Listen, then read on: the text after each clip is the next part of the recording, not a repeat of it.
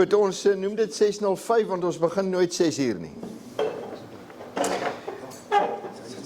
Ons het die ding vir 5 jaar gedoen, op 'n Vrydagmôre 1 keer 'n maand. En waarskynlik weens ons besige programme het dit uitgerafel en nou die dag het ek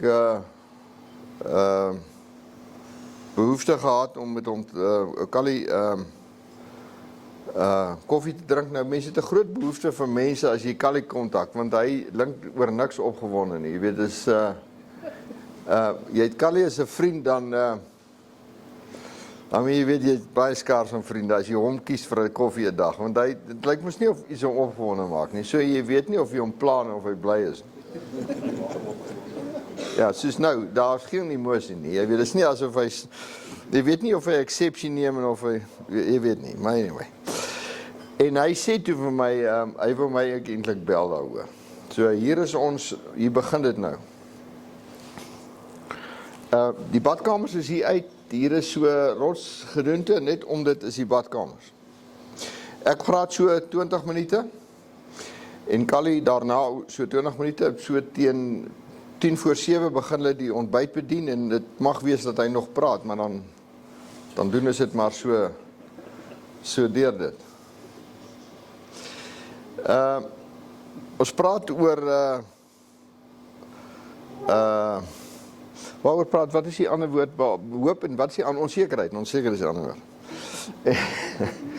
Verskoon, onsekerheid en hoop. En ons het, ons praat gewoonlik voor die tyd en sê, waaroor kan ons nou praat? En dit was die verkiesing en ons dink, wel, weet hier is onsekerheid. En toe is dit die verkiesing en toe is ons bly die ANC kry 40% en toe besef ons dit maak die wêreld nou meer kompleks. En nou het ons nog nie gevorder nie. Die DA en die ANC gaan toe in 'n verhouding in.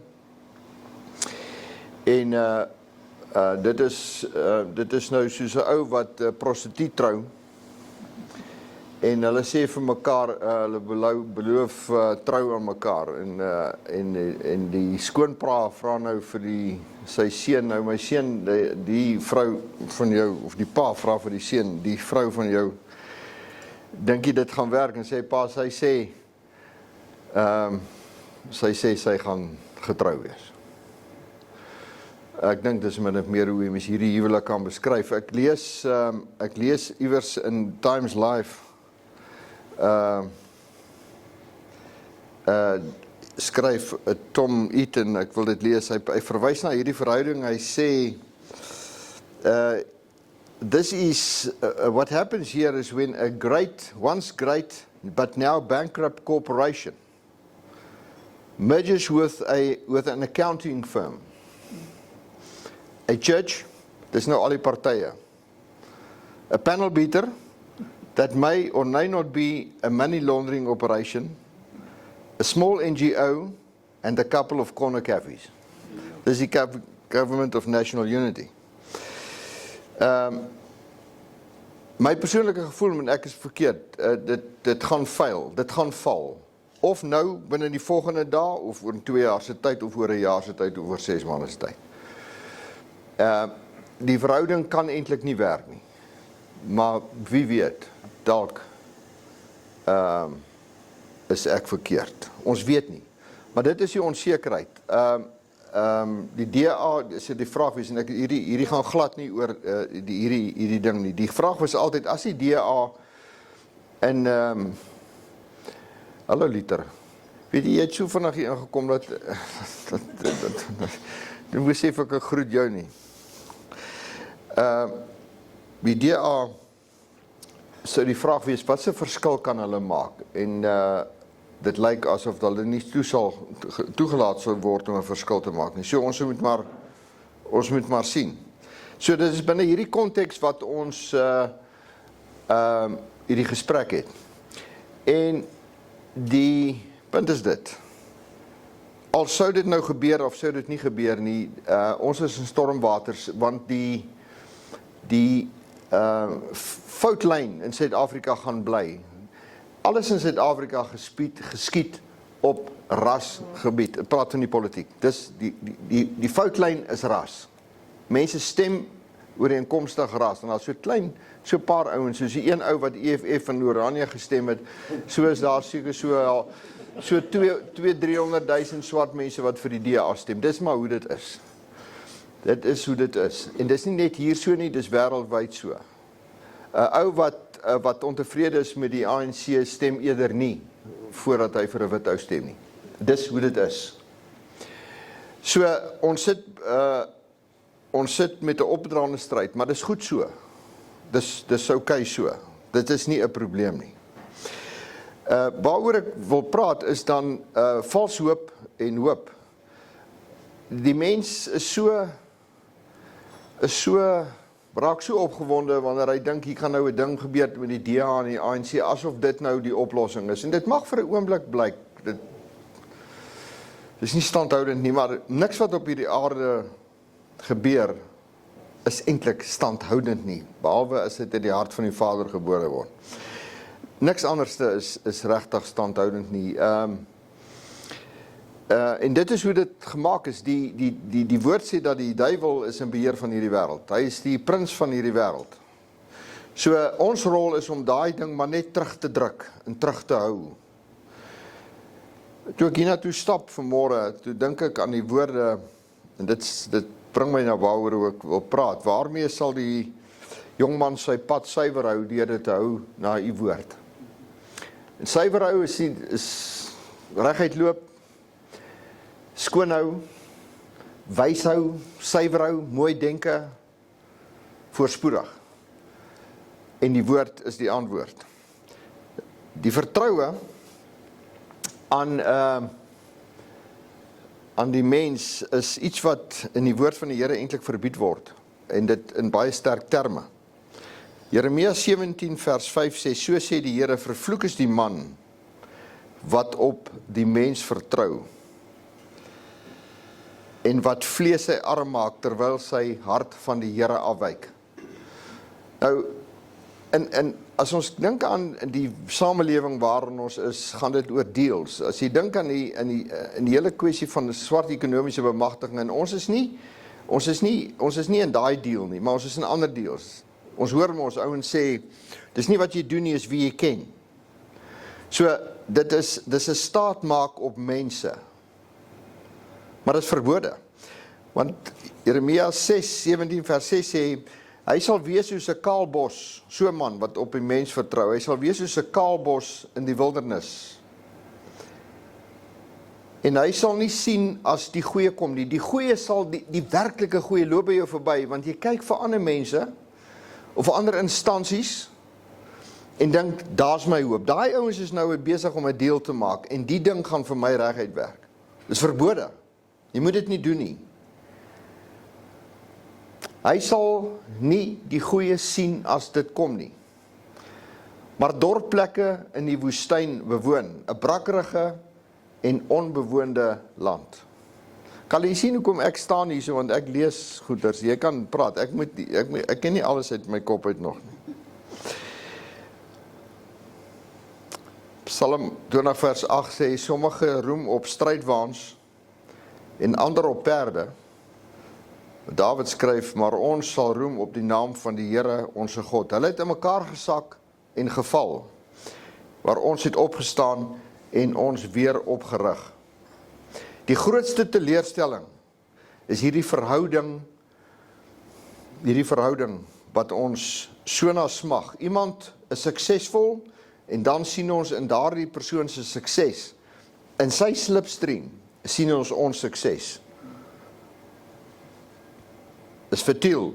En die teleurstelling wat dit elke keer op uitloop. Die onsekerheid as daai man op wie jy jou hoop plaas, net skeef na jou kyk.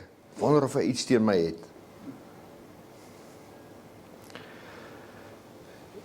Psalm 62 sê, selfs as jy vermoond raak, moenie jou hoop daarop sit nie. Hierdie goed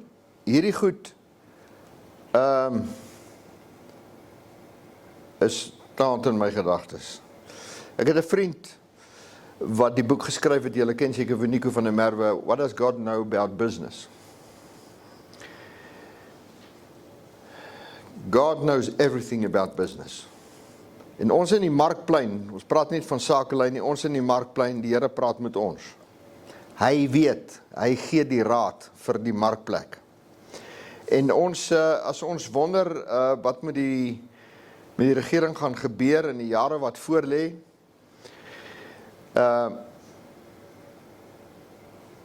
dan moet ons na die Vader toe keer en vir hom vra, hoe moet ons onsself handhaaf in hierdie tye? En hier in die woord van die Here lê die antwoord. Hierdie is nie 'n preek nie, ek is 'n sakeman, en dis ooreenkomstig hierdie goed wat ek graag my sake wil bedryf. Ek het gelees uit Jeremia 17 vers 5 en 6. Vervloek is die man, maar dan gaan dit aan na vers 7 en 8. Geseënd is die man wat op die Here vertrou en wie se vertroue die Here is. En nou luister mooi asseblief. Want hy sal wees soos 'n boom wat by die water geplant is. Dit het niks te doen met wie hierdie land regeer nie. Niks daarmee te doen nie. Inteendeel. En sy wortels uitskiet by die stroom. Dink aan daai wilgerboom daar op die plaas, wat daar langs die rivier afloop, daai groen bome, langs daai dor Vrystaatse gras. En nie vrees as die hitte kom nie, as dit bietjie warm raak, die politiek moeilik raak, wanneer geleenthede aan die hand van jou veldkleur vir jou toegemaak word. Dit is nie toe nie. Hulle dink dis toe. Dit is nie toe nie. Maar sy blad bly groen. En in 'n jaar van droogte is hy nie besorg nie. En hy hou nie op om vrugte te dra nie.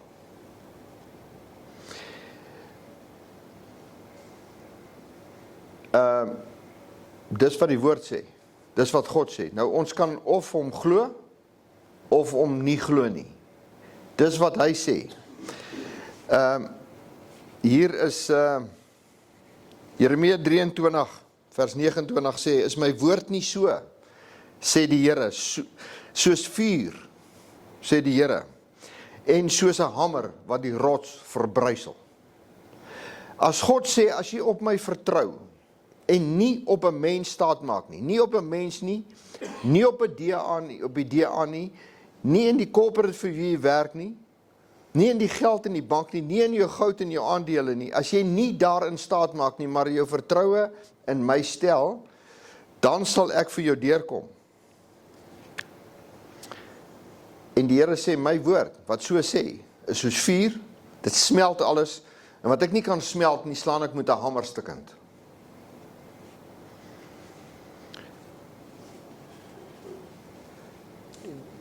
Die hele struktuur, en dit is hardop besigheid, tans van ons samelewing is die hele idee van swart ekonomiese bemagtiging is, kom ons kyk, wie maak geld, en dan sê ons vir daai ou, as ons nou 'n deal met jou doen, 50% van jou besigheid vat, dan maak ek en jy saam besigheid, en dan, so dit teer op suksesvolle besigheid.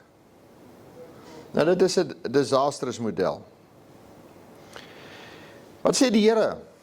Die Here sê, ek sal voor jou uitgaan, en ek sal hoogtes gelyk maak, ek sal koperdeure verbreek, en ystergrendels stukkend slaan.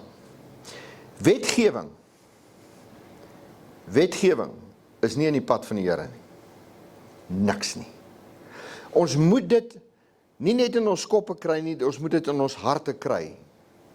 Ons moet dit bely voor die Here, dat wetgewing wat teen ons is, en die conspiracy van mense,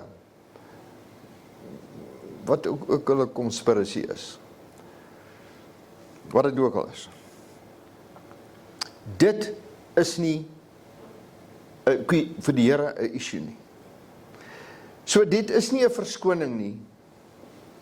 En dan sê die Here, is dit nie koslik nie. Jy weet, ek lees daar in Jeremia 6, wat ek gelees het, vervloek is die man wat op die vrees vertrou, sê, en die man sal nie sien as die goeie kom nie. Dit loop by hom verby, want hy soek sy voorspoed wat op die grond lê, wat bo lê. Hy kyk na 'n hoë gebou en dan dink hy, daar lê geld. Ek wil met daai mense 'n deal doen. Daar lê my heil. Jeremia 45 sê, die Here sê, ek sal jou die skatte wys, wat in die donkerheid is, die verborgde rykdomme, sodat jy kan weet, dat ek die Here jou God is. Die Here sê, soek nie jou rykdom daarbo nie. Rykdom lê nie op die grond nie. Dis nie sigbaar nie. Dit lê in die wysheid wat God in jou openbaar. Is dit nie amazing nie? Dit het niks te doen met wat die staat uitdink nie. Inteendeel, hier lê ons geleentheid. Die Here sê, jy moet my vra, roep my aan en ek sal jou antwoord en jou bekend maak. Groot en ondeurgrondelike dinge wat jy nie weet nie. Is dit nie amazing nie? Gee dit nie vir jou rede om in die oggende in plaas van 6:30 op te spring, deur die stort te hardloop en kantoor toe te ry met die gewer van hierdie wysheid tyd deur te bring. Daar is goud daar. Goud.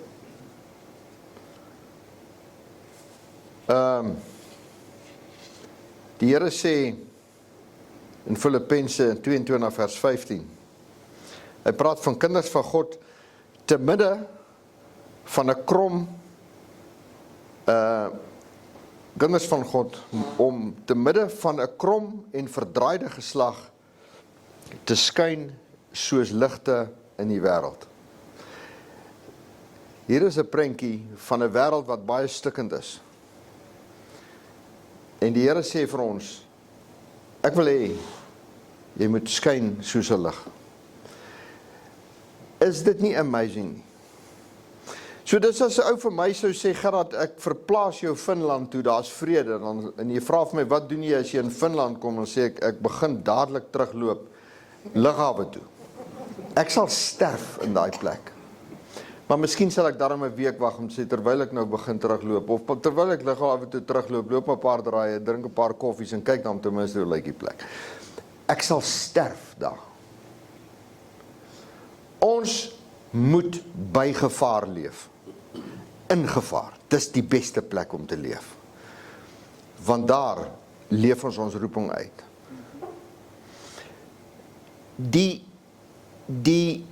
En ek wil nie swaar oor die land wens nie. Ek dink ook, ag jy weet, dis nogal nice as hulle 'n deal kan uitwerk wat dit so 'n bietjie rustiger maak vir 'n ruk. Maar dit moet nie te rustig wees nie, want dan sit ek sonder 'n job.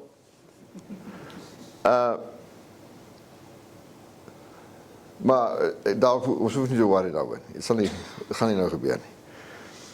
Kinders van God, in midde van 'n krom en verdraaide geslag, onder wie julle skyn as ligte. Maar as ek ingetrek word, ingesuig word, in hierdie swaar, as hierdie ding, hierdie onsekerheid van my op my houvas kry, dan word ek maar net een van die hopeloses. As hierdie ding my hoop is, as ek my hoop op hierdie ding was, as my lewe afhang van die nuus vandag, is die DA in, of het hulle nou daai pos gekry by handel en nywerheid of nie, kan hy die DG aanstel of kan hy nie? As dit my hoop is, dan is ek soos die rand. Hou julle ook die rand op. As daar bietjie slegte nuus is, gaan hy 10 cents af, en as daar of dan gaan hy 10 sent op of 40 sent op en 50 sent op en dan kom maar bietjie goeie nuus en gaan hy weer af en so en dan is daar ouens wat dit eintlik dophou nie. Inteendeel, as jy wil weet wat is die nuus wat vanmiddag gaan kom, kan jy al vanoggend die rand na dophou. Want lyk my die ouens by die banke en die kopers en so en die kopers en verkopers, hulle weet wat aangaan. En dan gaan jou lewe op en af, hy dis goeie nuus en dan gaan hy weer af. Ons kan dis nie stabiel, dis nie standhoudend nie en ons mag nie, die Here sê hy neem ons kwaadlik as ons dit doen. Psalm 5 sê, julle is die sout van die aarde en julle is die lig van die wêreld. So, vir jou sê ek, jy is hier om lig van die wêreld en sout van die aarde te wees. Maar jy kan nie dit wees as jy ingesuig word in hierdie onsekerheid nie. Die hoop is nie op daai plek nie. Jy's nie, ek dink ja, maar dis nou jammer dat ons nie daarop kan hoop nie. Jy was nie veronderstel om ooit jou hoop daarop te plaas nie. Die skrywer, die ou wat die designer is van hierdie model, God, sê jy mag nie op enigins iets op hierdie aarde jou hoop plaas nie. Wees dankbaar wanneer dit goed is. Dis aangenaam. Dit is bietjie verligting. Maar dis nie jou hoop nie. As ons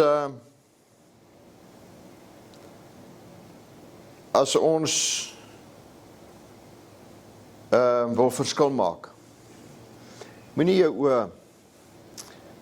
oë hier so hou na hierdie goeters kyk en jou toekoms meet aan wat ander ouens oor jou sê, die besluite wat ander ouens neem, dit het niks te doen met jou nie. Hoe meer hulle droog maak, hoe meer lig gaan jy wees. En hoe brakriger is en gorer hulle kos is, hoe meer sout kan jy wees. Maar dan Kolossense 3 vers 2, bedink die dinge wat daarbo is. Nie wat op hierdie aarde is nie. Skuif jou gesigslyn, tel dit op. Callie, jou beurt. Ek en Gerard, goeiemôre weer almal. Ek en Gerard verskil soos dag en nag, Noordpool, Suidpool. Nee, want daar's punte daar. Dit gaan nie werk nie. Jy moet ewenaar dink. As hy oos gaan, dan gaan ek wes. Dis hoe hierdie ding werk. En tog het ons hierdie unieke geleentheid om so by mekaar te kom en die gesprek in te lei. Ten spyte van die feit dat ons so wyd verskillend is. Right. En wat dit nogal amazing maak, maar julle sal dit nou nie weet nie, is ons berei voor, maar ons berei ook nie voor nie. So ons het geen integrasie tussen ons nie. Ek weet nie wat hy gaan sê nie. Ons gaan net elkeen op ons eie show. Die waarde lê dus nie in ons bydra, nee, daar is waarde in wat ons sê, maar die eintlike waarde lê in die gesprek net hierna. Terwyl julle ontbyt eet, waar julle net sommer met mekaar sit en chat, en daar het net iets by jou vasgesteek, en daar's iets wat jy saam met jou in die kar vat, en daar's iets wat jy môre oortop, en vanaand werk jy onderbewussyn, en as jy weer sien, dink jy 'n bietjie anders oor goed. Wat is dit vir jou? Ek weet nie. En die feit dat ons, jy weet, die hele planeet vol is, ek en hy, dis wat dit goed maak. Die interessante van hierdie verdeling is, ek het in die ou dae altyd eerste gepraat en hy tweede. Nee, hy het eerste gepraat soos vandag en ek tweede. Die rede is obvious. Die ou wat tweede praat moet skerper wees as die eerste ou, want hy moet kan aanpas. Jy kan nie herhaal nie. Die ou wat tweede praat moet verskriklike hoë vlakke van verskillende intelligensie sê, anders gaan hierdie ding nie werk nie. Die ou wat tweede praat moet geweldig aanpasbaar wees, anders gaan dit nie werk nie. En dis hoe ons in hierdie verhouding gekom het. Nou dring hy daarop aan, hy wil ook 'n keer tweede praat. So wag nou vir daai train smash, dit gaan kom hoor, dit gaan kom. Nee, is wonderlik, ons het 5 jaar dit gehad, en ons het klomp jare dit gedoen, en dit was naderhand 100 mense in die vertrek, en dis waar ons dit graag wil hê, dit sal weer so intoe gaan. En die somermaande maak dit ons nou baie makliker, en die wonderlike fasiliteite hier en elders om hierdie goed te doen. My inset vir die oggend is,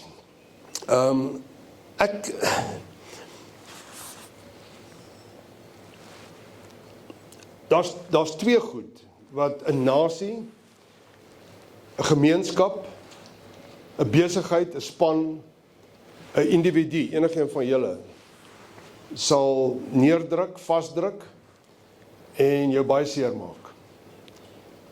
Die een is die langdurige verloop van ervaring wat gebeur rondom isolasie. Wanneer jy isoleer, wanneer jy alleen raak. En soos wat jy ouer word, sal jy al hoe meer hiermee gekonfronteer word.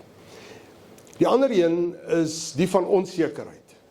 Om nie te weet nie, jy soek daai vastigheid. Daai twee gekombineer is wat seermaak. Nie so belangrik vir nou nie, maar daai twee kragte kry 'n geweldige impak op die mensdom in net twee scenario's, groter as in enige ander scenario. Die een is na oorlog, Eerste Wêreldoorlog. Onthou julle? Nee, julle onthou nie, maar depressie, selfs in ons eie land. En dis die feit dat dit so lank aanhou, die isolasie en die onsekerheid, begin in jou invreet, in jou binnekant. Ek sal dit nou beter sê. En die ander scenario is die van 'n pandemie. Histories op die planeet, na pandemie en na oorlog, is daar wat mense vandag sou noem 'n ekonomiese depressie, nie 'n resessie nie. En dis die langdurigheid van dit wat vir jou vat. Maar waar vat hy jou? Hy vat jou uiteindelik in emosie. En die emosie is die van kwaad. Dit maak nie saak of dit nou die Chinese is en of dit die regerings van die wêreld is wat dit opvoeder en of die verkeerde ouens wat mekaar oorlog maak in Europa nie. Jy dra saam met jou die emosie van kwaad, want dit vat geleenthede by jou weg. Dit steel iets by jou. Partykeer kom daar goeie goed uit, dit verstaan ek. En dis wat ons vasdruk. Die enigste ding wat jy regtig kan doen, of nee, jy kan baie goed doen, maar die een ding wat jy verseker moet doen, wanneer dit so word, op planeet Aarde, is jy moet verstaan die belangrikheid van jou selfwaarde. Want deur daai spanningsveld van onsekerheid en isolasie, verloor jy oor tyd jou identiteit. Jy begin twyfel in wie jy is. Jy begin twyfel in jou eie vermoë, jy begin twyfel in jou besigheid, jy begin twyfel in 1000 ander goed. En jy verloor jou autentiekheid, jou egtheid. En jy begin terugsak as mens. En die teenpool van dit is selfwaarde. Is om baie duidelik tyd te spandeer en te weet, wie is ek? Wat maak ek op hierdie planeet? Wat is my hoër doel? En nie daai greep te verloor op die essensie en die wese van die mens wie jy is, die uniekheid van wie jy is, die andersheid van wie jy is. En dat jy 'n bepaalde doel het en 'n bepaalde neerslag moet vind op hierdie planeet, is net hoe dit werk. Dit werk nie anders nie. Jy het een lewe, hy gaan vinnig verby en as jy weer sien, is jy by die einde van hierdie reis. En dan is daar nog soveel ander goed wat jy wil aangevang het. So, as daar nou ooit 'n tyd was om hierdie gesprek te voer rondom selfwaarde en wat beteken dit vir my en jou, dan is dit inderdaad nou, die hele planeet. Ons is maar net 'n paar mense hier, maak nie saak nie. Onsekerheid en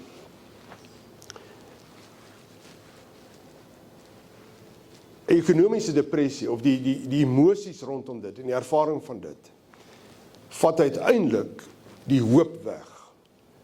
Die hoop by individue, die hoop by spanne, die hoop by besighede, die hoop van 'n nasie. Dis wat hy doen. Dis hoe kragtig dit is. En daar is die verband vanoggend. So, wat doen ons met onsekerheid? Of sekerheid? Hoe kom ons daar? Meer sekerheid? Sekerheid, hoe kom ons daar? Meer sekerheid? Toe ek 'n kind was, het ek gedink, geloof omvou seker. Die dominee het my daai rigting bepraat. Ek dink nie meer so daaroor. Ek dink geloof omvou onseker. Ek dink dis juis wat geloof is. Om in die onsekerheid van soveel goed nog steeds te kan hoop en te kan vashou en te kan vorentoe beer en te weet daar's meer of daar's iets anders. So, daar's die kort antwoord. In my kop afgehandel vir vanoggend. Aan die hoopkant. Wat is hoop dan? Wat is dit wat hoop definieer? Kom ek gee 'n tree terug. In my brein, jou brein, is daar daai deel van die brein wat jy ons geen name vir die goed. Amygdala. Ek noem ons sommer die ou Madala. Dis daai agterkant van die brein is daar so 'n lop en alles wat jy ervaar in enige dag, bewustelik, met ander woorde jou denkprosesse wat gevorm is, plus alles wat jy deur jou sintuie inneem, word deurgefilter deur daai klein dingetjie in die brein. En hy is deel van daai brein wat so groot as my hand is, wat baie meer energie as enigiets anders in jou liggaam gebruik, elke dag van jou lewe. En daai ding werk onophoudelik en hou nooit op nie. En hierdie ou Madala gaan slaap nie. En sy werk, sy funksie, sy doel is bedoel om baie goed te wees. En dit is om jou te beskerm. Om seker te maak dat jy nie blootgestel word nie, dat jy nie onnodig doodgaan nie. En hy beskerm jou en hy filter 'n klomp goed deur. Die ouens wat oor hierdie goed navorsing doen, sê vir my, dat op enige dag, in een dag, 24 uur, is daar 60.000 gedagtes wat deur jou brein gaan. 60.000, enigeen van julle. 60.000. Iemand verduidelik dit eendag so aan my, dat as jy by 'n sushi restaurant sit, en daar's 'n trein wat loop, met al die sushi bakkies op, hulle kom by jou verby. Elkeen van daai bakkies sou een van daai gedagtes kon wees. Jy sit in die middel, en party van die bakkies lyk vir jou beter en lekker, party van hulle lyk middelmatig, en party van hulle lyk nie so lekker. Maar jy gaan van hierdie sushi eet, soos die dag deurgaan. En wat daardie deel van die brein doen, is hy filter, hy beskerm jou. Is daai deel van die brein wat maak dat jy of vlug, of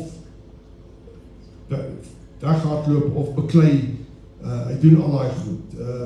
Fight, freeze, jy ken daai woorde. Daar sê, die een wat ons nou al hoe meer by mense sien, is die van vlokkie, jy vlok.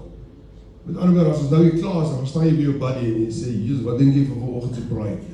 So jy vlok na die auto wat jy weet, soos jy dink, en dan trek julle mekaar of af, of julle vat mekaar op, né? So, al wat daai deel van die brein doen, is hy beskerm jou, en hy filter hierdie duisende goed, wat elke dag deur jou gedagtes gaan.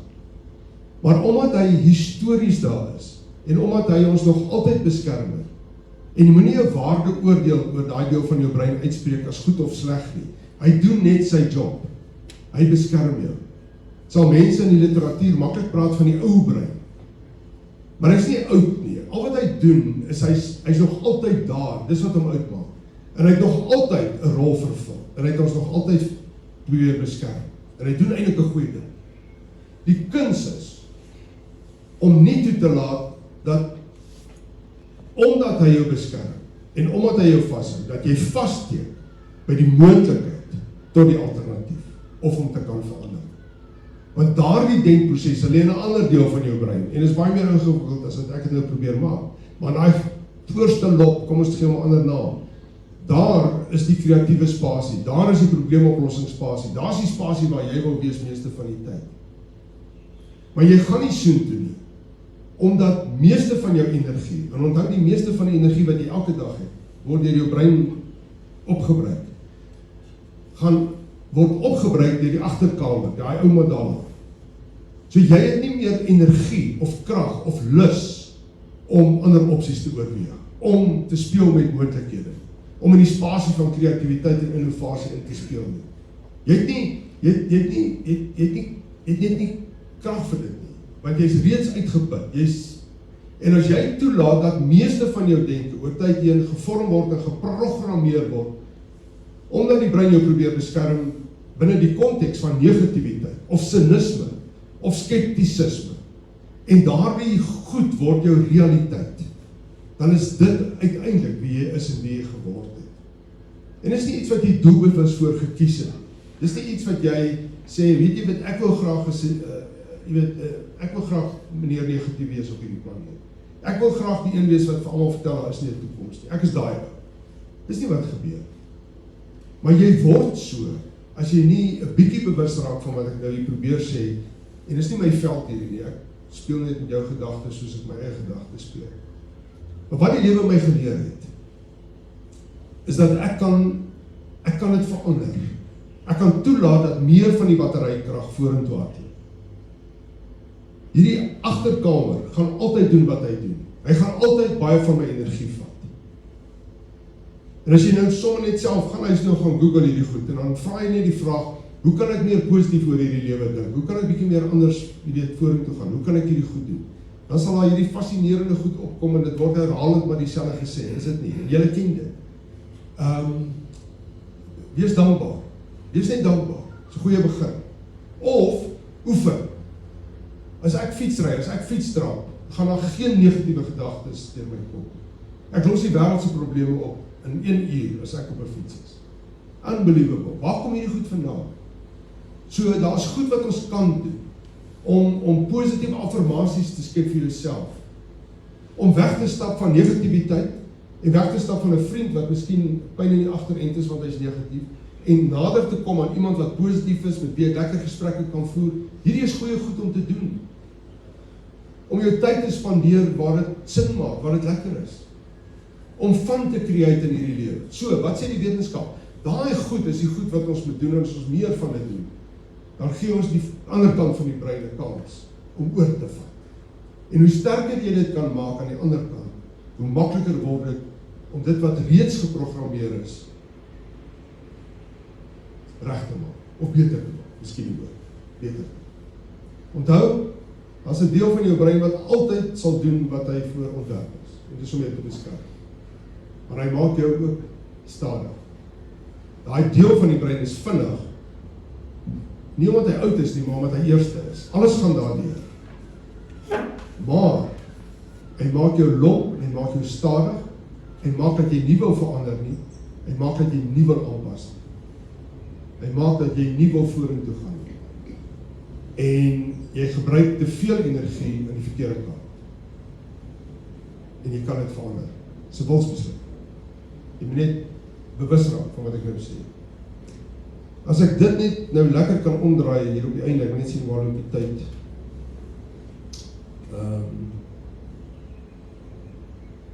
Oor die tyd gaan nie. As ek dit net kan omdraai, ek sluit af.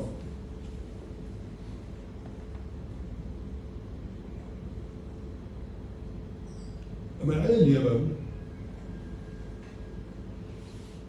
so, jy kan bewuslik, kan jy fokus op meer positiewe goed, duisterlik. Maar die regte vraag sou vanoggend wees, aan die hoopkant, wat is die pilare van hoop? Wat is dit wat hoop laat regop staan? En tussen die lyne het ek nou afgestuur op wat ek nou gaan sê. Nommer 1, net 'n meer positiewe ingesteldheid. As iemand vir my sou vra, Callie, wat is die definisie van hoop vir jou? Dan sê ek, net 'n positiewe ingesteldheid. Of net 'n bietjie meer van dit. Net 'n sien dit net. Probeer net. So positiwiteit is die een pilaar. Die tweede pilaar is die verantwoordelikheid. Vat net verantwoordelikheid. Vat jy verantwoordelikheid vir wat jy moet doen. Op watter vlak van die samelewing, op watter vlak van jou besigheid is irrelevant. Ons kerm en kla baie maklik by mekaar, ons sê ouens neem nie aanspreeklikheid nie. Ouens vat nie eienaarskap, al daai goed. En daai is die groot issues. Ek sê nou vir jou, daai is nie die groot issues. Die groot kwessie vir my is, of mense soos ek en jy verantwoordelikheid vat vir wat ons veronderstel is om te doen, en ek doen dit. Dis my lewe, my besluit, ek vat verantwoordelikheid. As ek die president van hierdie land is, het ek 'n verantwoordelikheid, en jy kan nie daai verantwoordelikheid ontduik nie. En so is dit waar van jou besigheid, en so is dit waar van jou huishouding, so is dit waar van die samelewing. As elkeen net verantwoordelikheid vat wat jy veronderstel is om te doen. Wat moet ek doen as leier? Ek moet rigting gee. Ek moet my intensie bekend maak. Ek moet my hart met jou deel. Ek moet die beginsels van die besigheid lekker vas lê. Ek moet vir die hulpbronne gee om die werk te doen.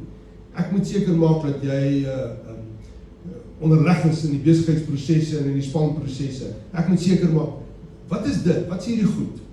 Dis my werk, dis my lewe, dis my verantwoordelikheid.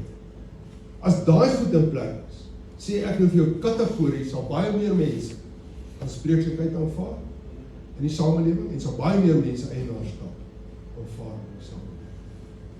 As hier mense is wat ons vandag hier bedien in die restaurant en hulle het 'n bepaalde job om te doen, het ek 'n verantwoordelikheid sodat hulle werk kan doen.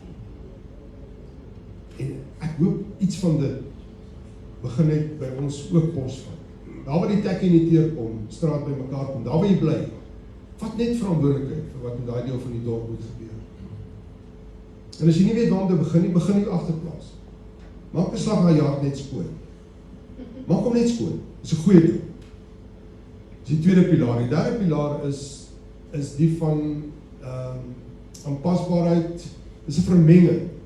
Dis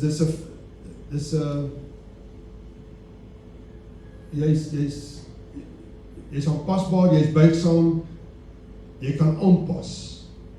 Om die waarheid te sê, jy het na alle waarskynlikheid die vermoë om te kan reflekteer op realiteit. Wat's regtig besig om te gebeur? Met ander woorde, daar's 'n stuk egtheid ook in dit. Jy's bereid om oop te maak, daar's 'n stuk deursigtigheid daar. Maar saam met dit kom ook die vermoë om aan te pas, om 'n verskil te maak. En ek moet kan aanpas. As jy nie kan aanpas nie, dan is jy eintlik in die moeilikheid. Nou vat dit nou net weer terug wat ek bietjie vroeër probeer sê het, en dit is dat jy kan nie dat al jou energie geabsorbeer word met die goed wat jou vashou en saam met dit 'n klomp negativiteit en sinisme en skeptisisme. Jy moet doelbewus na die ander kant van jou brein toe gaan waar jy baie meer blootstelling kry aan die stimuli wat jou help om te kan beplan, om te kan ontwerp, om te kan herontwerp, om as jy wil God se werk nog beter te maak. Want dis die job wat hy vir ons gegee om oor hierdie plek te hê. En ons kan al hierdie goed doen. Maar dan moet ons bewuslik sê, ek gaan nie meer 'n dag lank my tyd mors op sinisme, negativiteit en dit. Ek het dit 5 jaar terug gesê en ek wil dit nie eintlik weer nou sê nie, want ek het al 100 keer gesê. Toe ek in die Afrika wildernis moes oorleef, het ek baie vinnig agtergekom. Meeste mense, alle mense, sal 80% van hulle energie spandeer op die goed wat hulle niks aan kan doen nie. Nie kan verander nie, of nie gaan verander nie. Met ander woorde, die goed wat deur filter in die agterkant van die brein. As ouens moet oorleef, hulle het nie kos nie, hulle het nie strikke nie, hulle het niks nie, hulle het nie water nie. Dan waarmee hulle goed raak, is om op 'n hoop te gaan sit en te kerm en te kla met hulle self jammer te kry. Dis wat jy doen in oorleef. En dan is daar die pa wat dit net ontdra. En hy vat 80% van sy energie in daai vindingryke spasie van gaan haal die kos, gaan stel hy strik, gaan kry daai stokke om vuur te maak. Ons het nie vuur. Ons gaan eendag vuur. En in steede van om onder 'n boom te gaan sit en te kerm en taal oor ons feit dat ons niks het, dan staan ons op en ons gaan bou 'n skuiling sterk genoeg om die leeu se te hou sodat die nag kan slaap. Baie eenvoudige beginsel. Die kuns is om dit net om te draai. Vat 80% van jou breinkrag energie, daai batteryboks, en druk dit na die voorkant van jou brein toe, daar waar die kreatiwiteit en die innovasie en die goed eintlik gebeur, ook gebeur. En oefen jouself om oor tyd nuwe patrone vas te lê. En daai nuwe patrone gaan neerslag vind, ook aan die ander kant van jou brein waar die filtering deurkom. Dan begin jou brein op 'n baie unieke manier, mysteriously uniek, begin hy die negativiteit afdruk, terugdruk. Daar's nie meer plek vir dit nie. Jy het nie tyd vir dit nie. Dis wat ek doen. Ek speel nie in daai ander veld meer, lankal nie meer. Ek het my brein geoefen om nie daar te wees waar meeste mense is nie. Dit is alles moontlik. So Callie, as jy my nou een tip kan gee op hierdie ding, wat sal dit wees? Dis nou groot moeilikheid, ek het nou nie langer as Gerard gepraat, ek gaan weer 'n pak slaag kry na hierdie iets. As ek jou een wenk kan gee, doen nie goed wat jy op Google lees. Trap jou fiets. Jy weet, kry vir jou beter vriende. Goed, lekker vriende. Dink positief, lees goed. Doen nie goed wat Google sê. Maar as ek jou nou kan help. So dis goed wat jy bewuslik doen. Jy is bewuslik daarmee besig en jy laat toe dat die voorkant van jou brein, daai battery ook nou 'n bietjie van die energie kry en opstaan. Maar wat jy moet doen, is skep ervarings van goed wat werk. Skep ervarings van goed wat werk. En vanuit die ervaring kom die refleksie en vanuit die refleksie kom die emosie en saam met die emosie en die refleksie kom daar nuwe verstaan, nuwe insig en die nuwe verstaan, nuwe insig word jou nuwe paradigma en dit word jou nuwe realiteit. Dis ek weet die wêreld van sielkunde gaan nou links om die boom gaan, ek gaan regs om die boom wees. As jy ervarings kan skep van goed wat werk, is dit die mees kragtigste ding wat daar is vir 'n mens en ook vir jou denkproses. En die kuns wat ons moet aanleer is om onder mekaar en vir mekaar ervarings te skep van goed wat werk. Met ander woorde, as goed nie werk in die besigheid nie en as 1000 redes daarvoor, dan gaan draai ons dit om. En daarvoor het jy mos nou nodig om aan die ander kant van jou brein in te kom, né? Dan draai ons dit om en ons skep ervarings van goed wat werk. Maak dit sin? En wanneer mense daai ervarings het, is dit baie meer kragtig as die ander kant, waar jy heeltyd jy weet, jou lewe leef in vrees en angs en onsekerheid en jy is bang en jy moet weghardloop en jy moet beklei en al daai. Ons het nodig ervarings van goed wat werk. In ons huise, in ons skole, in ons kerke en in die afgesak in ons besighede en in ons landspolitiek. Dis die beste ding wat ons kan doen. Vra, wie skep daai? Wie skep hierdie ervarings? Ek sê vir jou, skep hulle vir jouself. Gaan terug na daai verantwoordelikheidsboksie. Skep jy ervarings van goed wat werk. Doen van goed. Doen uitdagende goed, maar van goed wat jy oor kan reflekteer en daar's 'n nuwe ervaring. En dit het niks te doen met ouderdom. Jy gaan ander goed doen soos wat jy ouer word. Maar hou aan om goed te doen wat 'n ervaring is waarop jy kan reflekteer sodat jy jou brein kan oefen om jy weet in die kreatiewe spasie in te beweeg om probleemoplossings in tyd te doen. Ek hoop wat ek probeer sê het in hierdie tyd het 'n bietjie sin gemaak, maar ek sit net veel kan sê wat in my gemoed regtig pla is dat een van ons, ek self, is alwaarskynlik my grootste vyand. En dit gebeur alles in my denkprosesse waar ek 60.000 gedagtes 'n dag moet filter. En as ek nie skerp genoeg is om die onderskeid te maak, nou wat is meer belangrik, waarop moet ek fokus, wat is die hoër doel, en hoe kom ek meer in daai gesprekke, hoe kom ek meer in daai denkprosesse, dan sit jy jouself nie net in moeilikheid nie, jy haal jouself in die spel van die lewe. Selfwaarde, nuwe identiteit, lê aan daai kant. So waar is my identiteit? Is dit in die idol kant van die wêreld, as ek maar net soos jy kon gewees het, as ek soos jy gelyk het?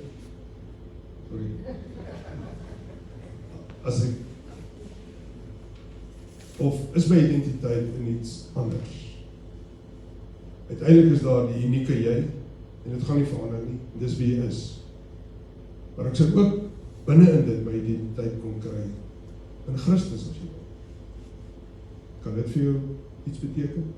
Maar wat is dit? Wat is dat? Wat is daai ding? En ek dink dis die gesprekke wat jy met jouself moet hê. Jy moet daai goed worstel. Wat beteken dit om 'n spoor te trap, maar dis die regte spoor? Dis die spoor van die mens wie jy bedoel was om te wees. Die beter spoor. Wat beteken dit? En alles gebeur min of meer in hierdie deel. Dominique Kies, ek hoor hierdie week ergens op 'n plek 75% van kinders dink aan dit in 2 jaar van hulle brein se energie. Ja, die brein van 'n klein kind, 1-2 jaar oud, gebruik 75% van sy dag se energie, sy brein alleen. My ouderdom lyk dit my is dit af na 20 toe. En dan sal 'n paar van ons wat lyk my nou al in die reserve tank gehad. Jy moet jou brein fiks hou. Jy moet jou brein, jy moenie onderskat dit wat hier gebeur. Alles gebeur hier. Maar as 'n manier uit. En my groot wenk aan jou is skep ervarings wat goed wil werk. Jy moet jou ontbyt geniet.